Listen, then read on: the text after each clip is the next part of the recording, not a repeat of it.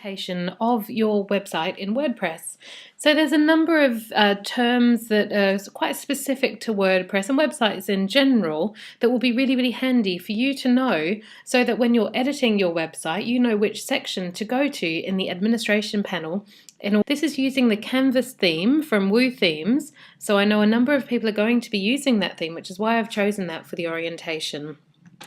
Now, starting from the top, within Canvas, you have the option to have two menus. So up the very, very top is what's called your top navigation. Okay, and then you also have your primary navigation, which is the second one down here. So the primary navigation you can't really get rid of. I mean, you can disguise it by changing the coloring to be the same as the background, which I've done before. So, you might find that on your website you may only be using the top navigation, or you may only be using the primary navigation. But you can't really get rid of the primary navigation completely. It has to be there in some form, and it can just be disguised, as I just mentioned. But the top navigation is an optional one, so you may or may not have that one. And next you have your header. So this is where I've got the words, this is your site title and this is your tagline. So within this blue box here, this is called your header. Now on some websites that will be an image. So that might be an image that's been created by a graphic designer, or it may have been created in Photoshop, and it will be the right size and uploaded as an image onto your site. Otherwise, if it's not an image, it can just be a block of color, which is what we're seeing here. So in the back end of WordPress, I've actually programmed this to be this blue color and not to have an image. And then my site title and my tagline, which is also programmed in the back end of the administration panel, are also appearing. Now, if you have an image, you may have it set so that your site title and your tagline do not appear. Okay, now moving on. If we scroll down a little bit here, okay, this is a fairly typical home page. If it's your site is 2 columns, it will probably look like this. So as I say, this is a 2-column layout. The first column over on the left here is where most of the content is, and it's a much wider column in order to accommodate that. And then over on the right, we have what's called the sidebar. And so that's the second column, your sidebar. Now each of these little sections of the sidebar are called widgets. So here we have the subscribe and connect widget, which you have control over to change, the title here. You can change the text here. You can change which social icon buttons are appearing. So these are actually links directly out to your Facebook page, your Twitter page, your YouTube page, etc., etc. So you can display all or none or some of those. Tag Cloud is quite a common widget that's used on many websites, and so I'll go into the difference between a tag and a category a little bit later on, but basically just as a very, very high level overview, these are categories that are applied to your blog post so that when people click on that, they can view a list of your blog posts that relate to that particular cloud. So a lot of people display their tags in their sidebar so that when someone's reading their website, they can easily see what their blog posts are about on that website. And then there's another common widget here, recent articles. That's actually called recent posts in the back end. So you can, again, change that title to be whatever you want it to be on your site. And you can also control how many recent articles or blog posts you want to show in your sidebar. And again, if you don't want to show recent articles or your tag cloud or your subscribe widget, you don't have to. You have full control over this in the back end of the site. And scrolling down a little bit further, so down the very bottom here is the footer. Okay, so that's just got some default information about whose site this is, that it's powered by WordPress and it's designed by Woo Themes. And then just above that, you have your bottom widgets. So they're just above the footer here. And you can have up to 4 widgets in this section here. So you can have anything between 0 and 4. Again, you have complete control over that. So in this example, I've got the subscribe widget here yet again. I also have the About Author widget just over on the left-hand side here, and there's a picture of the author just down here. That's actually called the Gravatar.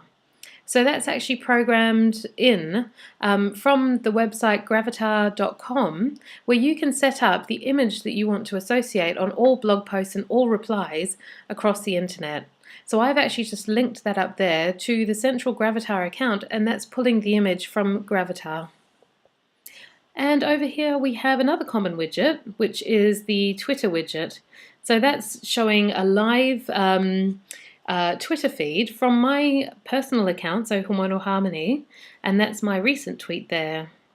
So you have complete control over the titles here, and you can show as many of those as you want or not show it at all. And in another video I'll go into some of the other options you have in terms of adding widgets, because there's lots of great functionality that you can do from there. Okay, so this is the home page. This has been programmed in to be a static home page. Your website might be a little bit different. You have control over your website in terms of having sliders on the home page or having your blog posts on the home page. So your home page might look a little bit different. But yeah, that's just some of the different options that you've got within the Canvas theme here. And if I just scroll along here, I've just set up some example content pages. So this is your typical content page. Again, it's taking its layout from the central. So if I add a new page and I use the default layout, it's always going to show the sidebar in here. And you can change that if you want to, just using the layout function that you've got on your new pages. That's a useful one to know about. Again, another example of a content page here. Okay, and this is my blog area. Now I have actually changed this to be articles in this example, but by default if you add your blog to your navigation bar, it will be called blog. Okay, and this is the blog template. So that's the landing page of the blog, and it's showing all of my most recent blog posts. Okay, if I just click on one of these and open that up, this is an example of my blog template. Okay, so the way I have set this particular one up is that whenever I add a blog post, it will actually post it onto a 2-column layout. And again, you can change that on a per page basis when you're actually adding the new layout, or the new page, sorry. Down the bottom here of the blog post, we have the About Author box. Now you have control over whether or not to display that. If you're like me and you're the only person that ever posts on your website, you probably won't want it there. So you can get that removed by changing that centrally in your settings.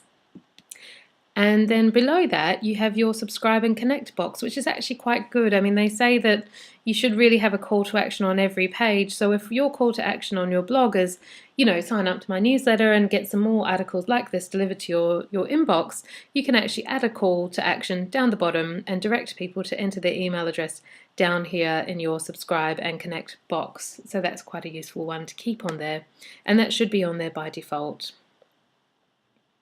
Okay, so we were talking about tag clouds before, so and also categories.